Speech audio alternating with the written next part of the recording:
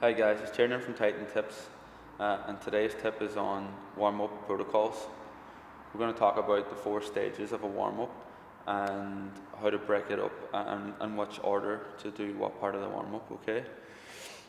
First of all, you should do static stretching. Contrary to popular belief, it should be done first, not after the dynamic stuff. The reason being is that you want your muscles to be flexible when they're cold as well as when they're warm. If you only stretch when you're warm, you're only going to be flexible when you're warm, and that might be a problem on a cold morning if you're training. In general, stretching before the dynamic stuff will make you more injury proof.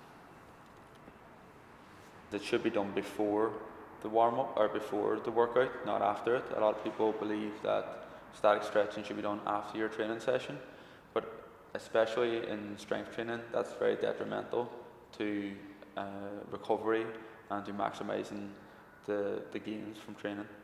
The reason being is because during training, that's what you're tearing up your muscles, and static stretching during or after a training session in which you've torn the muscles will likely cause more tears, and it will reduce the amount that you can recover and the amount that the muscle tissue recovers, or the speed that the muscle tissue recovers. So you're going to want to do the static stretching first. Make sure you can hit all the positions really well, and not do it afterwards so it doesn't damage the muscles further. Okay, moving on. Number 2, you should work on activation drills. So anything that you're struggling with activating, well, it might be glutes for front squats. You might buckle on at the bottom on a front squat. So it's important to activate the right musculature so that the positions will be really good and the movement will be really good because the positions are.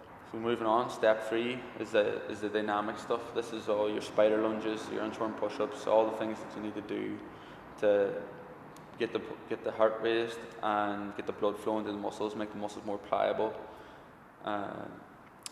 and also it releases all the hormones and all the things that you need for training, like adrenaline.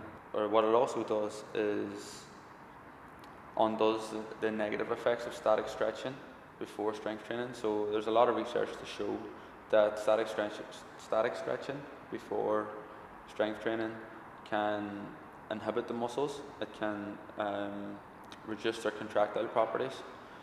So the dynamic stuff after the static stretching will get rid of that effect. It won't be a factor then during the strength training.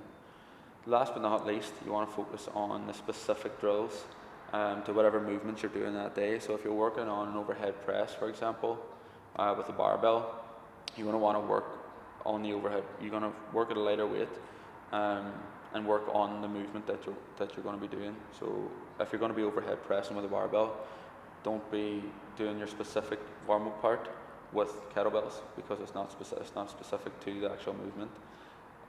Even though it's a similar movement, the hand position and shoulder position changes slightly on each variation. So make it specific. That's it, guys. If you have any questions, you can find me at wearetitan.co.uk, at First Titan. Over and out, guys. Chalk it up.